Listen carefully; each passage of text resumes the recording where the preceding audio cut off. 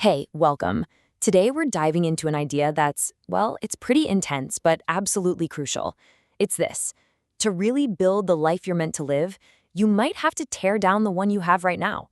It sounds scary, I know, but this process of, let's call it intentional deconstruction, that's the real key to transformation. So let me just ask you this, straight up. Are you really living your life? Or are you just kind of accepting it? It's so easy to slip into autopilot, right? You're just following a path someone else laid out, chasing these goals that sound impressive, but if you're honest, feel kind of empty. If that sounds familiar, that little feeling in your gut, that's your sign. It's time to stop just accepting and start living on purpose.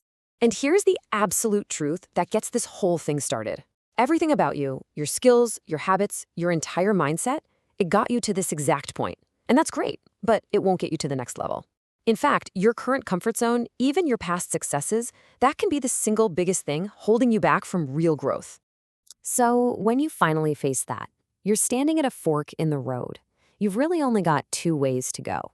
You can either walk through the fire now, the fear and discomfort of making a change, or you can choose the other path.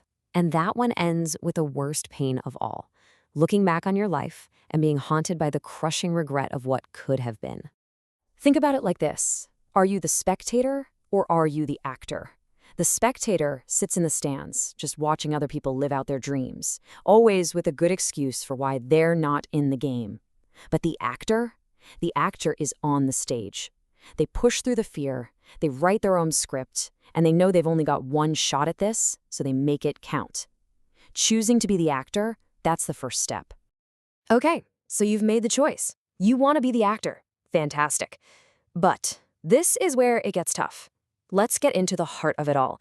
The uncomfortable, unavoidable truth that before you can build something new, you have to break things down. This part of the journey is messy. It can feel like you're going backwards, like everything's a failure. You're sort of caught between who you were and who you're becoming. But you have to get this. You're not falling apart. You are being restructured. We mess up when we judge this phase, thinking it should feel like progress. It doesn't. It feels like chaos because you're building a stronger foundation that no one else can see yet. So how do you get through it? Well, first, you just have to accept the discomfort. Stop asking, why is this so hard? And start asking, what is this trying to teach me? Second, you've got to get brutally honest about your values. You can say you want to be a millionaire, but if you value hitting the snooze button more than you value the grind, there's a problem. And third, you have to decide.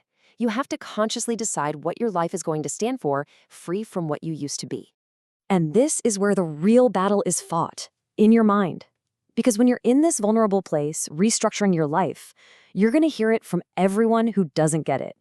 But honestly, the loudest and meanest critic is usually the one inside your own head. Learning how to silence them both is absolutely essential if you're going to make it through. So, once you've started to tune out all that noise, the real rebuilding can begin. And a massive part of that happens when you're alone. Not lonely, but alone.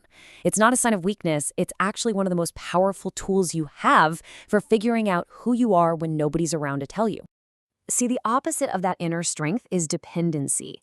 Our world is full of crutches, right? Gurus, quick fixes, endless distractions. But the moment you start relying on them, it's like walking into a prison you can't escape. You're always looking outside for answers, so when a big decision comes, you've got nothing inside to draw from.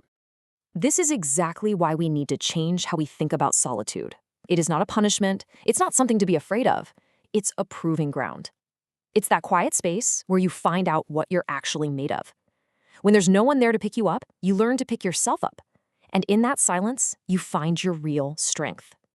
And that is the ultimate prize. It's the rock-solid confidence that you can handle anything that comes your way all on your own. You're not waiting for someone to save you or do things for you. That feeling, man, that is liberation. That's a kind of freedom you can only earn by proving your own strength to yourself. Okay, so you've been working on your mindset. You've embraced being alone. That's huge. But ideas and good intentions are totally useless without execution. So now we've got to talk about the only thing that actually makes a difference, taking action. So many of us live right here, in this trap. It's this weird space between two worlds. You want to be disciplined, but your actions aren't disciplined. Why?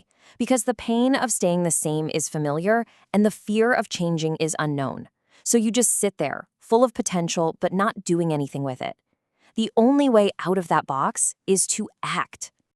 You have to understand how this works. Dreams are just wishes without goals, and goals are impossible without discipline. Motivation, that's just the spark. It's great, but it burns out fast. It's the action, even one tiny little step, that starts building a habit. Do that consistently, and the habit creates real discipline. That's how you make dreams happen.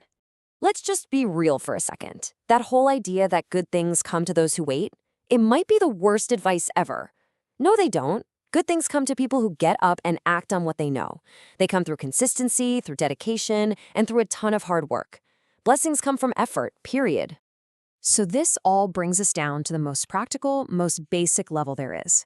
All these big ideas about purpose and discipline, they all boil down to one simple question. What are you doing with the 24 hours you get every single day? Look at that number, 24.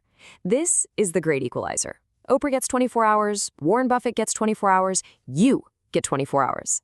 The difference between people isn't how much time they have, it's what they choose to do with it. Think about it this way. You've got your past, can't change it. It's done. You've got your future. It's not promised to any of us.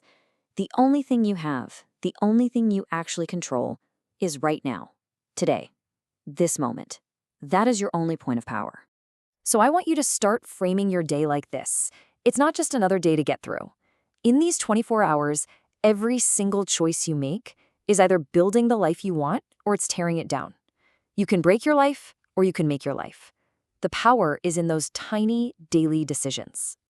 And I want to leave you with one last, powerful way to think about this. You think you're chasing a goal, to get in shape or build a company or whatever it is. But really, the goal is chasing the weaker version of you. It's hunting down your excuses, your laziness, and your desire for things to be easy, forcing you to get rid of them to become the person who can actually achieve it. In the end, this whole journey isn't about being perfect.